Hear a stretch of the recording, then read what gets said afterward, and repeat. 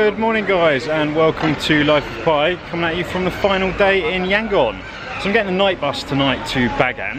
It doesn't leave till 9 o'clock, so that means I've got another day of exploring Yangon. I'm going to head up to the market now, Scott Market.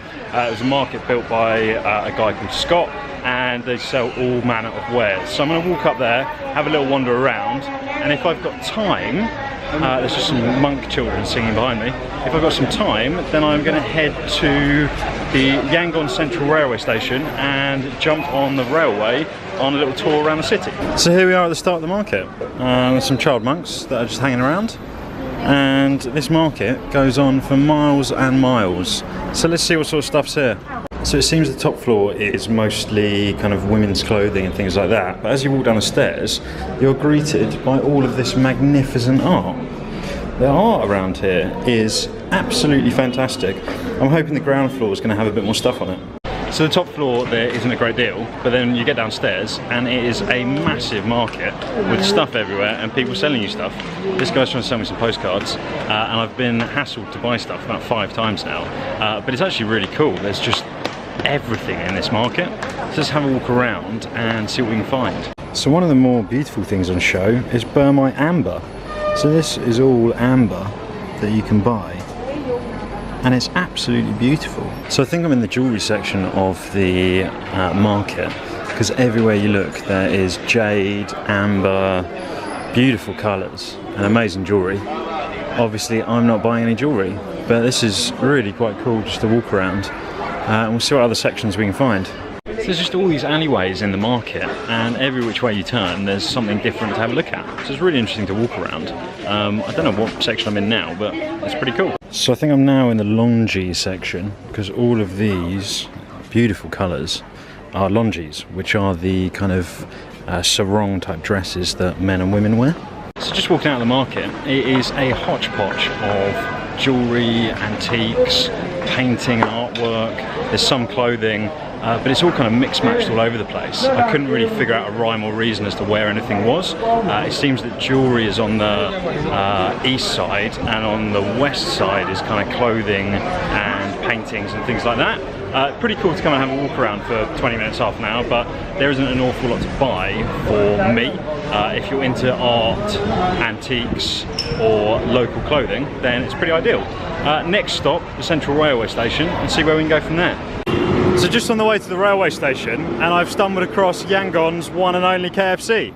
It's pretty nice being in a city where there isn't loads of fast food, but this is the one and only KFC right near the Central Station. So I made it to the station. Central Yangon Station is about a 10-minute walk from my hostel, near downtown, relatively easy to find if you kind of follow the train tracks. And then you come down to the train station. It's the 3rd platform, the circular line that goes on a route all around the city, and you can just sit on the train and kind of watch the world go by. I think it's 200 Kyat for a ticket, but I'm just going to go and buy the ticket and find out. So this is the train station. It's pretty much just what you'd expect from an Asian railway station. You can just walk along the tracks, and there's loads of like broken down trains and parked trains and stuff like that, and I'm just going to find out where to buy the ticket. This is where you buy a ticket from, 200 Kyat, which is about 20p, and you can ride the train for 2.5 hours in a circle all around Yangon. So these are the sort of old school locomotives that they drive in Yangon. Check out how old school that is. So we were on the wrong platform, and now we're just walking across the other platform, and I'm standing in the middle of the train tracks. It's a novel way of crossing the train. So here's the train arriving. This is the train we're going to jump on. That's going to take us all around the city. So here we are on the train, guys. About a 3-hour train ride around the city, and it looks pretty cool. So check it out, guys. We are on the move. So the train is bumbling down the tracks, and we are on the move on a circular journey around the city.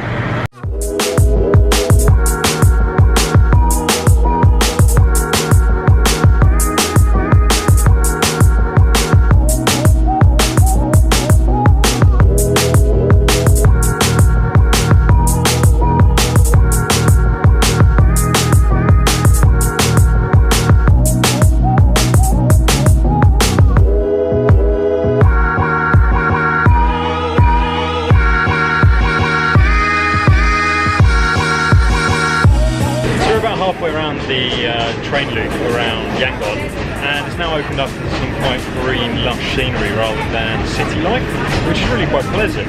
It's amazing for people watching. Just watching people from the train, watching the people on the train, the little street vendors that walk up and down the middle of the aisles. It's amazing just to watch what's going on. About halfway, let's see what else happens.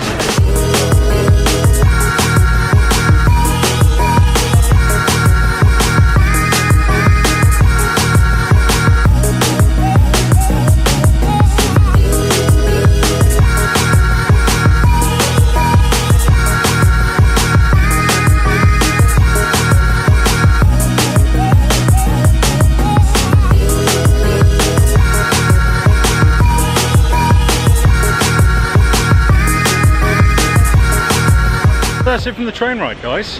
Pretty cool actually. If you're into people watching and a cheap afternoon of kind of just people watching and sightseeing, definitely recommend it. It is 200 Kyat for a 3-hour train ride, which is pretty good value, and it was pretty interesting to see kind of the way some of the people in Yangon live, and certainly see some of the scenery on the outskirts of Yangon where it gets a lot more green.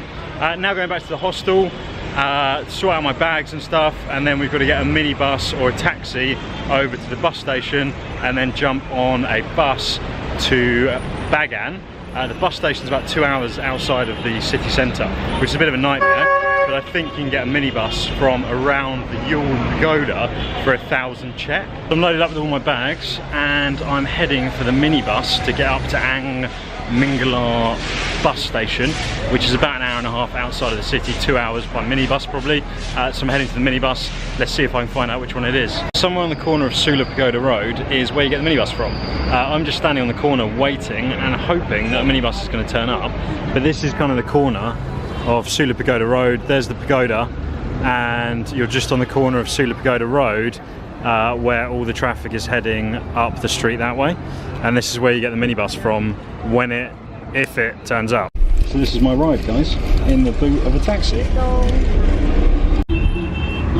So guys, what do you do when it gets too hot in the car? You open the boot. Yangon traffic is mental. Guys, so I've arrived at the bus station, and the bus station is equally as mental as the journey down here.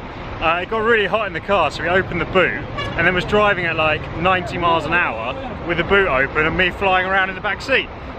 It was insane. Now I've got to try and find my bus and I've got no idea where it is. So after a pretty stressful 15-20 minutes, I've found the bus.